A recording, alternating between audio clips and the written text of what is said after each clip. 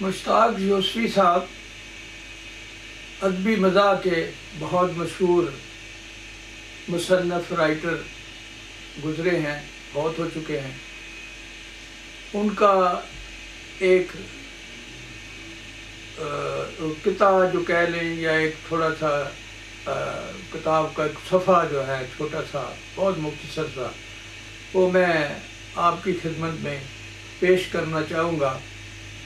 وہ اس موضوع پہ ہے کہ حسب حال سے بہرحال۔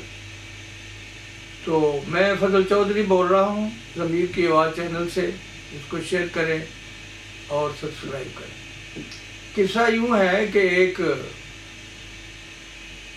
ٹیچر بیان کرتا ہے کہ بھائی میرے بیٹا جو ہے وہ امتحان دے رہا ہے اور تمہارے سینٹر میں ہے، تو کچھ خیال رکھنا۔ آپس میں ٹیچر جو ہے ایک دوسرے کو بہرحال یہ کہہ ہی لیتے ہیں۔ تو کمرہ امتحان میں وہ جس نے سفارش کی تھی یا کہا تھا اپنے ساتھی کو، اس کا بیٹا بھی موجود تھا۔ امتحان شروع ہو چکا تھا، تو وہ جو اس وقت کمرہ ہال کا انچارج تھا وہ پھر رہا تھا لائنوں میں، آتے جاتے ہر ایک کو دیکھ رہا تھا کہ کوئی کیا کر رہا ہے، صحیح طرح کر رہا ہے، نقل مار رہا ہے یا نہیں مار رہا ہے۔ تو اسی سنا میں اس نے جو اس کے ساتھی نے کہا تھا اس کے ذہن میں آیا، اور اس نے اس ساتھی کے لڑکے سے جا کے پوچھا کہ کیا ٹھیک ہے، مسئلہ ٹھیک ہے۔ اس نے سوال دکھایا جس پہ لکھا تھا کہ 3 اولو العزم نبیوں کے نام لکھے۔ تو اس نے اشارہ کیا اس کو نہیں آتے ہوں گے، تو وہ بڑا سوچتا رہا کہ اب اس میں کھل کے بتاؤں تو اچھا نہیں ہے، اگر ادھر ادھر پتہ لگ گیا اسلامیات کا پیپر ہے اور پھر میری بھی عزت کا مسئلہ ہے۔ تو کافی سوچ میں پڑ گیا، تو اس کے ذہن میں یہ ایک آیا کہ تم اپنے 3 ماموں کے نام لکھ دو۔ تو اس نے اپنے 3 ماموں کے نام لکھ دے۔ گڈو ماموں، جو ہے فلاں ماموں جو بھی ان کے نک نام تھے، وہ 3 نام انہوں نے اس لڑکے نے لکھ دیے۔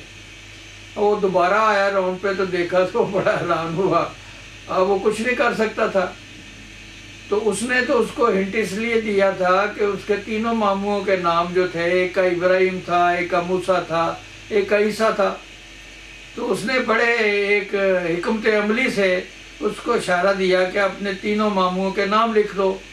وہ 3 اولو العزم جو گزرے ہیں، رسول، پیغمبر، ان کے نام جو ہیں وہ ان کے ماموں کے نام ہیں، تو تم وہ لکھ دو، ابراہیم، موسیٰ، عیسیٰ۔ تو اس کو سمجھ نہیں آئی، اس نے ان کے نک نام لکھ دیے، گڈو ماموں اور نکو ماموں، وہ جو بھی ان کے نک نام تھے اس نے وہ لکھ دیے۔ تو وہ یہ ایک صرف مزاح کا ہی مسئلہ ہے۔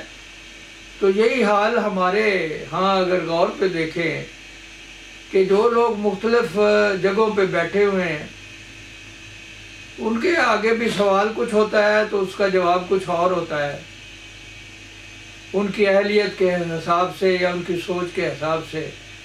ملک کے بہت سے جو اچھے مقاموں پہ بیٹھے ہوئے لوگ ہیں، اس میں بعض ایسے آپ کو مثالیں ملیں گی جہاں جو ایک ریکوائرڈ سٹینڈرڈ ہے یا ایک ریکوائرڈ معیار ہے وہ پورا نہیں ہے، اور وہاں یہی جو کیفیت ہے کہ سوال پوچھا گیا کچھ تو وہ اپنے ماموں کے نام جو ہے، نک نیم جو ہے وہ لکھ دیتے ہیں۔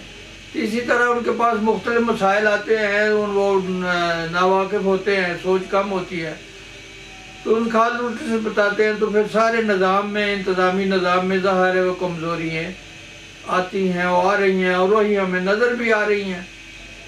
تو یہ ایک تھوڑا سا ان کا قطعہ تھا مزاح کا، لیکن اس میں ایک ہمیں جو ہے نقطہ بھی ملتا ہے کہ جو بھی لوگ بیٹھے ہوں اور اس وقت روزمرہ کی زندگی میں جو بھی آپ کام کر رہے ہیں ہوتے ہیں ایک قسم کے امتحان سے گزر رہے ہوتے ہیں، تو ظاہر ہے اس کے لیے پوری تیاری ہونی چاہیے امتحان کے لیے۔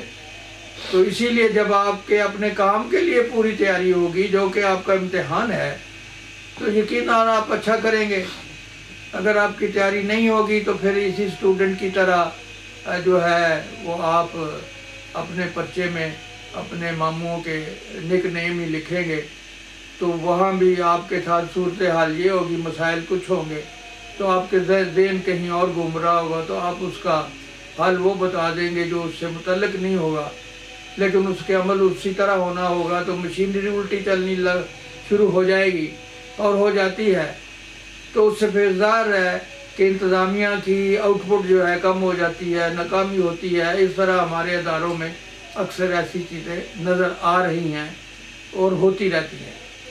تو یہ ایک میری نظر سے گزرا تھا، میں نے کہا میں اس انداز میں پیش کر کے آپ کے ساتھ شیئر کروں، تو اس پہ آپ غور کریں۔ ظاہر ہے کچھ ہر چیز جو ہے وہ غور طلب ہوتی ہے۔ تو اب آگے بڑھتے ہیں دوسری ویلاگس کی طرف۔